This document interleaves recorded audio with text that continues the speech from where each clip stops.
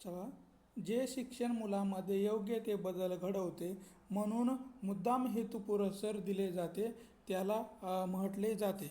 तर जे शिक्षण मुलामध्ये योग्य ते बदल घडावेत म्हणून मुद्दाम हेतुपुरस्सर दिले जाते त्याला डॅश डॅश असे म्हटले जाते. तर याचं योग्य उत्तर आहे ब नंबर, त्याला औपचारिक शिक्षण असं म्हटलं जाते. जे मुलामध्ये योग्य ते बदल घडावे म्हणून मुद्दाम हेतुपुरस्सर दिले जाते त्याला औपचारिक शिक्षण असे म्हटले जाते. औपचारिक शिक्षण असं म्हटले जाते. कोणत्याही प्रकारच्या शिक्षण पद्धतीमध्ये विविधता, सहजता व लवचिकता असते. तर कोणत्या प्रकारच्या शिक्षण पद्धतीमध्ये विविधता, सहजता व लवचिकता असते? तर याचं योग्य उत्तर आहे क नंबर. अनौपचारिक शिक्षण पद्धतीमध्ये विविधता, सहजता व लवचिकता मोठ्या प्रमाणामध्ये असताना आपल्याला या ठिकाणी दिसून येते. शिक्षण पद्धतीमध्ये विविधता, सहजता व लवचिकता ही अनौपचारिक शिक्षण पद्धतीमध्ये मोठ्या प्रमाणामध्ये आढळून येताना आपल्याला दिसून येते. यानंतर आहे शिक्षण म्हणजे मानवातील पूर्णत्वाचा आविष्कार, हे उद्गार कोणाचे आहेत? तर शिक्षण म्हणजे मानवातील पूर्णत्वाचा आविष्कार हे उद्गार कोणाचे आहे? तर याचं योग्य उत्तर आहे ब, स्वामी विवेकानंद यांचे उद्गार आहेत. किंवा स्वामी विवेकानंद म्हणतात की शिक्षण म्हणजे मानवातील पुनर्वत्वाचा आविष्कार हे उद्गार स्वामी विवेकानंद यांनी शिक्षणासंदर्भामध्ये काढलेले आपल्याला दिसून येतात. मानवातील पूर्णत्वाचा आविष्कार हे उद्गार शिक्षणाबाबत स्वामी विवेकानंद यांनी या ठिकाणी काढलेले दिसून येतात. बौद्धकालीन शिक्षण पद्धती डॅश डॅश प्रकारची होती. तर बौद्धकालीन शिक्षण पद्धती ही डॅश डॅश कालीन शिक्षण पद्धती होती. तर सर्वांसाठी खुले असलेली आपल्याला बौद्ध काळातील शिक्षण पद्धती ही सर्व समाजातील लोकांसाठी खुली असलेली आपल्याला या ठिकाणी दिसून येते. बौद्ध काळामधील शिक्षण पद्धती ही सर्वांसाठी खुली असलेली आपल्याला या ठिकाणी दिसून येत होती. आधुनिक भारतात दिसणारी उच्च शिक्षणाची व्याख्या डॅश डॅश काळात सुरू झाली. तर आधुनिक भारतामध्ये दिसणारी उच्च शिक्षणाची व्याख्या डॅश डॅश काळामध्ये सुरू झालेली आहे. तर कोणाच्या? तर इंग्रजाच्या काळामध्ये ही भारतामध्ये उच्च शिक्षण पद्धतीची व्याख्या आपल्याला सुरू झालेली दिसून येतं. इंग्रजाच्या काळामध्ये आधुनिक भारताच्या शिक्षणासंदर्भामध्ये उच्च शिक्षणाची व्याख्या ही सुरू झालेली आपल्याला दिसून येते इंग्रजांच्या काळामध्ये होय. उच्च शिक्षण घेणारी संस्था डॅश डॅश ला संधी द्यावी. तर उच्च शिक्षण घेण्याची संधी डॅश डॅशला द्यावी. तर याचं योग्य उत्तर आहे क नंबर, गुणवानांना उच्च शिक्षण घेण्याची संधी उपलब्ध करून दिली पाहिजे. तर उच्च शिक्षणाची संधी घेण्याची गुणवानांना दिली ही पाहिजे, संधी दिली गेली पाहिजे. श्रीमती नाथीबाई ठाकूर दामोदरजी ठाकरसी मुक्त विद्यापीठाची आपल्याला कार्यरत सुरू झालेलं दिसून येतो. तर श्रीमती नाथीबाई दामोदर ठक्करसी मुक्त विद्यापीठाच्या कार्यास डॅश डॅश पासून सुरुवात झालेली आहे. तर कोणत्या वर्षापासून श्रीमती नाथीबाई दामोदर ठक्करसी मुक्त विद्यापीठाची सुरुवात झालेली आहे? तर याचं योग्य उत्तर आहे अ नंबर, 1979 या सालापासून भारतामध्ये श्रीमती नाथीबाई दामोदर ठक्करसी मुक्त विद्यापीठाची कार्यरत सुरुवात झालेली दिसून येते. सन 1979 मध्ये या विद्यापीठाची स्थापना आपल्याला सुरू झालेली दिसून येते.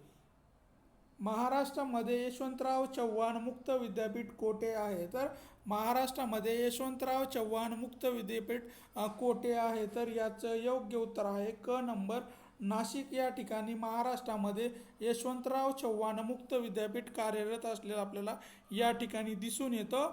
नाशिक या ठिकाणी यशवंतराव चव्हाण यांचे या मुक्त विद्यापीठ असलेलं आपल्याला दिसून येतो. आणि औरंगाबाद या ठिकाणी त्याचं उपकेंद्र असलेलं आपल्याला दिसून येतं. उपकेंद्र हे औरंगाबाद या ठिकाणी असलेलं आपल्याला सांगता येईल. पण मुक्त विद्यापीठ कोठे आहे तर नाशिक या ठिकाणी असलेलं, कार्यरत असलेलं आपल्याला या ठिकाणी सांगता येईल. आयुर्वेदाची पदवी परीक्षा म्हणजेच डॅश डॅश होय तर आयुर्वेदाची पदवी परीक्षा म्हणजेच डॅश डॅश होय तर याचं योग्य उत्तर आहे BAMS. BAMS ही पदवी आपल्याला आयुर्वेदाची पदवी असलेली, पदवी परीक्षा असलेली या ठिकाणी सांगता येईल. BAMS ही आयुर्वेदाची पदवी परीक्षा असलेली आपल्याला या ठिकाणी सांगता येईल.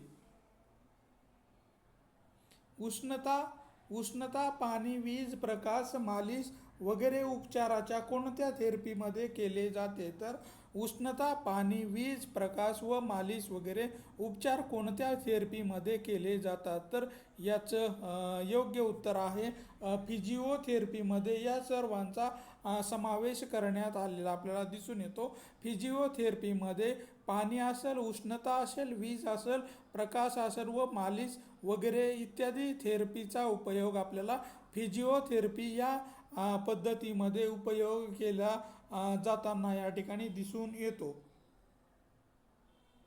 कोणत्याही कार्याचा हेतू किंवा लक्ष्य स्पष्ट असते त्यालाच डॅश डॅश असे म्हटले जाते.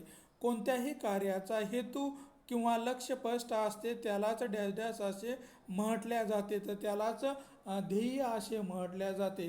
कोणत्याही कार्याचा हेतू किंवा लक्ष्य स्पष्ट असते त्यालाच काय म्हटल्या जाते तर त्याला ध्येय असं म्हटल्या जाते. ध्येय होय. समस्या समजावून घेणे, त्यावर उपाय शोधणे, मार्ग काढणे, प्रत्येक मार्गाचा अभ्यास करून अनुभव घेऊन योग्य मार्गाचा अवलंब करणे यास डॅश डॅश असे म्हणतात. तर समस्या समजून घेऊन त्यावर उपाय शोधणे, मार्ग काढणे, प्रत्येक मार्गाचा अभ्यास करून अनुभव घेऊन योग्य मार्गाचा अवलंब करणे यास डॅश डॅश असे म्हटले जाते. तर त्याला काय म्हटले जाते तर अध्यापनाच्या पायऱ्या असं म्हटल्या जाते. अध्यापनाच्या पायऱ्या असं याला म्हटल्या जाते.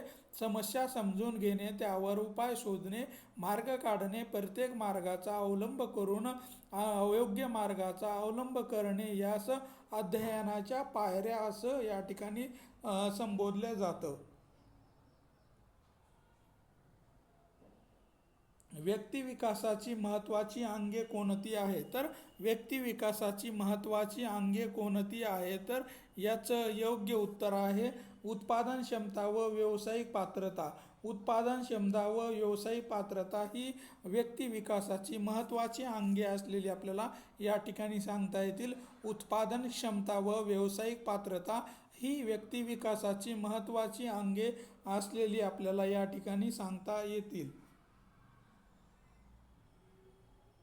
महाविद्यालयांना संलग्न करून घेणारे विद्यापीठ कोणते तर महाविद्यालयांना संलग्न करून घेणारे विद्यापीठ कोणते आहे तर याचं योग्य उत्तर आहे आग्रा विद्यापीठ. हे महाविद्यालयांना संलग्न करून घेणारे विद्यापीठ अशी आपल्याला ओळख असलेली दिसून येतो. आग्रा विद्यापीठाची महाविद्यालयांना संलग्न करून घेणारे विद्यापीठ अशी ओळख असलेली आपल्याला या ठिकाणी सांगता येईल. बनारस हिंदू विद्यापीठ व अलीगढ मुस्लिम विद्यापीठ ही कोणत्या प्रकारची विद्यापीठे आहे तर बनारस हिंदू विद्यापीठ व अलीगढ मुस्लिम विद्यापीठ ही कोणत्या प्रकारची विद्यापीठे आहे तर याचं योग्य उत्तर आहे ही निवासी व अध्यापन विद्यापीठे असलेली आपल्याला या ठिकाणी सांगता येतील. बनारस हिंदू विद्यापीठ व अलीगढ मुस्लिम विद्यापीठ ही आपल्याला निवासी आणि अध्यापन विद्यापीठे असलेली या ठिकाणी सांगता येतील. निवासी व अध्यापन विद्यापीठे म्हणून याकडे आपण मोठ्या प्रमाणामध्ये पाहताना दिसून येतो. डॅश डॅश विद्यापीठाचे कार्यकारी प्रमुख असतात तर डॅश डॅश हे विद्यापीठाचे कार्यकारी प्रमुख असतात तर याचं योग्य उत्तर आहे कुलगुरू हे विद्यापीठाचे कार्यकारी प्रमुख असताना आपल्याला दिसून येतात. कुलगुरू हे विद्यापीठाचे प्रमुख किंवा कार्यकारी प्रमुख म्हणून काम बघताना आपल्याला या ठिकाणी दिसून येतं. विद्यापीठाचे पदसिद्ध कुलपती कोण असतात? तर विद्यापीठाचे पदसिद्ध कुलपती कोण असतात? तर प्रांताचे राज्यपाल हे आपल्याला विद्यापीठाचे पदसिद्ध कुलपती असलेले या ठिकाणी सांगता येतील. प्रांताचे राज्यपाल हे जे काही असतात हे विद्यापीठाचे पदसिद्ध कुलपती असलेले आपल्याला या ठिकाणी सांगता येईल. विद्यापीठाचा दैनंदिन कारभार कोण पाहतात? तर विद्यापीठाचा दैनंदिन कारभार कोण पाहतात? तर याचं योग्य उत्तर आहे कुलगुरू हे आपल्याला विद्यापीठाचा दैनंदिन कारभार पाहणी करत असताना दिसून येतात. कुलगुरू हे विद्यापीठाची दैनंदिन कामाची देखरेख किंवा पाहणी करताना या ठिकाणी दिसून येतात.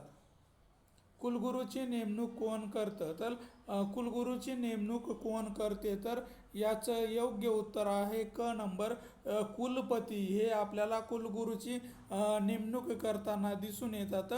कुलपती म्हणजेच राज्याचे राज्यपाल हे कुलगुरूची नेमणूक करण्याचा अधिकार यांना देण्यात आलेला असलेला दिसून येते. कुलपती किंवा त्यांना आपण राज्यपाल असं म्हटल्या जाते. डॅश डॅश ही विद्यापीठाच्या कार्यपद्धतीतील महत्त्वाची सभा आहे. तर डॅश डॅश ही विद्यापीठाच्या कार्यपद्धतीतील महत्त्वाची सभा असलेली आपल्याला दिसून येते. तर कार्यकारी मंडळ ही विद्यापीठाच्या कार्यपद्धतीतील महत्त्वाची सभा असलेली आपल्याला या ठिकाणी सांगता येतील. कार्यकारी मंडळ ही विद्यापीठाच्या कार्यक्षेत्रातील महत्त्वाची सभा असलेली आपल्याला या ठिकाणी सांगता येईल.